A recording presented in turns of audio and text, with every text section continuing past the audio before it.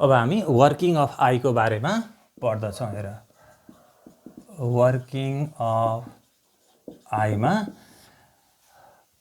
कुनै पनि अब्जेक्टबाट rays of light from object, हेर है त, rays of light from object, rays of light from object passes inside eye through cornea भएर पास हुन्छ, कोर्नियाबाट एक्वस ह्युमर, एक्वस ह्युमरबाट प्युपिल, प्युपिल हुँदै कहाँ जान्छ त भन्दाखेरि लेन्समा, र लेन्सबाट भिट्रस ह्युमरमा जान्छ, र यो भिट्रस ह्युमर जुन छ, भिट्रस ह्युमर हुँदै गएर रेटिनामा इमेज बन्दछ। रेटिनामा के गर्छ है त, इमेज बन्दछ। अब रेटिनामा इमेज बनेपछि, कहाँ इमेज बनेपछि, रेटिनामा इमेज बनेपछि इमेज बन्नको लागि चाहिँ केले मद्दत गर्दछ त भनेर भन्दाखेरि फोटो रिसेप्टर्सले मद्दत गर्दछ। इमेज बन्न केले मद्दत गर्छ अरे त, फोटो रिसेप्टर्सले। हेर, photo receptors are transducer. Transducer भनेको फोटो रिसेप्टर्स के हुन्छ अरे त भन्दाखेरि ट्रान्सड्युसर हुन्छ। ट्रान्सड्युसर भनेको के, एउटा फर्म अफ इनर्जीलाई अर्को फर्ममा कन्भर्ट गर्न सक्ने। जब लाइट पर्छ यिनीहरूमा लाइट परिसकेपछि यिनीहरूले लाइट इनर्जी है, लाइटको इनर्जी जुन छ, फोटो इनर्जी जुन हो, त्यसलाई के गरिदिन्छ भन्दाखेरि इलेक्ट्रोकेमिकल इनर्जीमा कन्भर्ट गर्दछ, जुन चाहिँ नर्भ इम्पल्सको रूपमा चेन्ज हुन्छ। ट्रान्सड्युसर हो। ट्रान्सड्युसर भनेको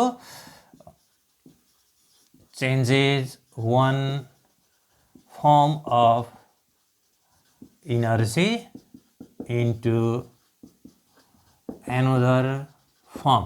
फोटो रिसेप्टर्सले के गर्दो रहेछ, लाइट रिसिभ गर्दछ, receives the photon of light and they converts the light energy into electrochemical energy, so they are the transducer. And the information, अब त के भयो त भन्दाखेरि इम्पल्स जेनेरेट भयो। कहाँ इम्पल्स जेनेरेट भयो, फोटो रिसेप्टर्समा। फोटो रिसेप्टर्सले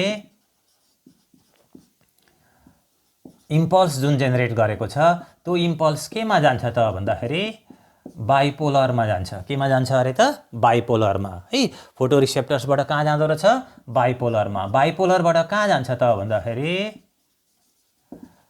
ग्याङ्ग्लियोनिक नर्भ सेलमा जान्छ। बाइपोलर नर्भ सेलमा गयो, त्यसपछि ग्याङ्ग्लियोनिक नर्भमा अर्थात् ग्याङ्ग्लियोनिक न्युरोनमा गयो। हेर, फोटो रिसेप्टर्स र बाइपोलर, फोटो रिसेप्टर्स र बाइपोलर जुन छ, यिनीहरूले लोकल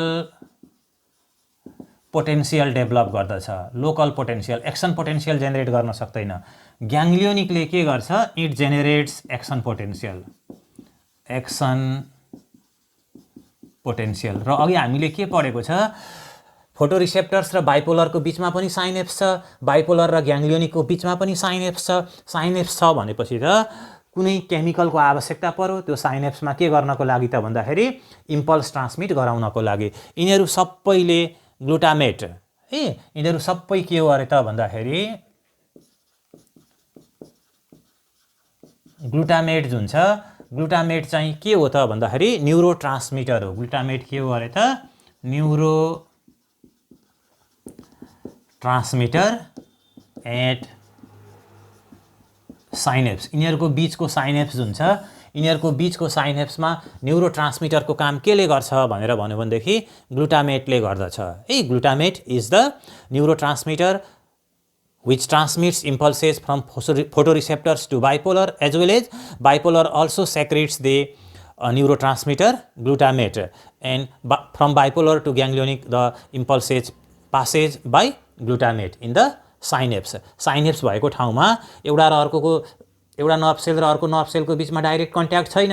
अब कसरी इन्फर्मेसन जाने त भन्दाखेरि त्यो बिचमा केमिकलको रूपमा, केमिकलले चाहिँ इन्फर्मेसन ट्रान्समिट गर्दछ। त्यस्तो केमिकललाई हामी न्युरोट्रान्समिटर भन्दछौँ, र न्युरोट्रान्समिटर के हो अरे त भन्दाखेरि ग्लुटामेट हो। अब ग्याङ्ग्लियोनिकबाट एक्सन पोटेन्सियल जेनेरेट भयो, यो केमा जान्छ त, केले लिएर जान्छ त भन्दाखेरि हाम्रो अघि हामीले पढेको छौँ अप्टिक नर्भबाट, अनि अप्टिक नर्भबाट चाहिँ कहाँ जान्छ त भनेर भन्दाखेरि ब्रेनमा पुग्दछ। कहाँ पुग्छ अरे त, ब्रेनमा पुग्दछ।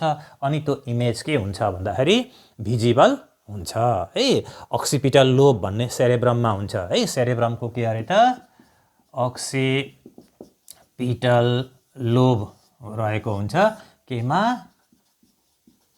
सेरेब्रममा। ब्रेन पढ्दाखेरि यो कुरा आउँदछ है, ब्रेनमा हामीले पढेको पनि छौँ। यो अक्सिपिटल लोबमा जुन छ त्यहाँ पुगिसके पछाडि अनिखेर यो इमेज जुन छ त्यो इमेज चाहिँ भिजिबल हुन्छ। यो तरिकाले वर्क गर्दछ। र अर्को कुरा अघि एउटा मैले भनिरहेको छु एकोमोडेसन अफ आईको कुरा।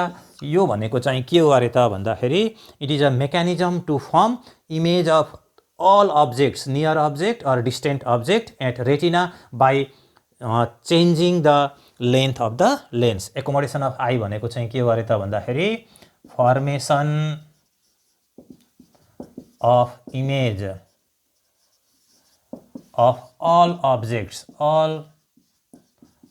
यो all objects भनेको lying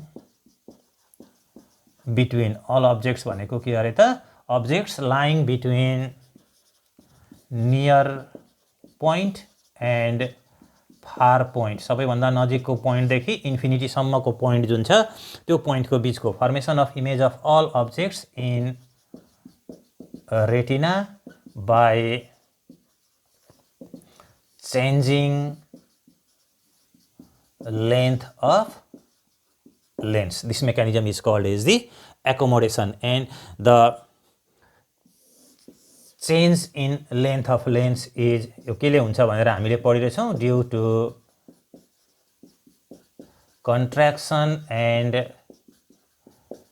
relaxation of ciliary muscles. Ciliary मसल्सको कन्ट्र्याक्सन र रिल्याक्सेसनको कारणले गर्दाखेरि के हुँदो रहेछ त लेन्सको लेन्थमा चेन्ज आउँछ, जसको कारणले गर्दाखेरि जुनसुकै ठाउँमा भएको अब्जेक्टको इमेज पनि कहाँ बन्दो रहेछ त भन्दाखेरि रेटिनामा बन्दो रहेछ. यति कुराहरू हामीले जान्नु पर्यो वर्किङको बारेमा. कुनै पनि अब्जेक्टबाट रेज अफ लाइट आईभित्र इन्टर गर्दछ, cornea, aqueous humour, pupil, lens, vitreous humour हुँदै रेटिनामा गएर इमेज बन्दछ. रेटिनामा इमेज बन्नमा फोटोरिसेप्टर्सहरू जुन छ फोटोरिसेप्टर्सहरूले लाइट रिसिभ गर्दछ र यो फोटोरिसेप्टर ट्रान्सड्युसर हो. यसले के गर्छ लाइट जुन छ लाइटलाई चाहिँ इलेक्ट्रोकेमिकल इनर्जीमा, लाइट इनर्जीलाई इलेक्ट्रोकेमिकल इनर्जीमा अर्थात् इम्पल्स जेनेरेट गरिदिने काम गर्दछ.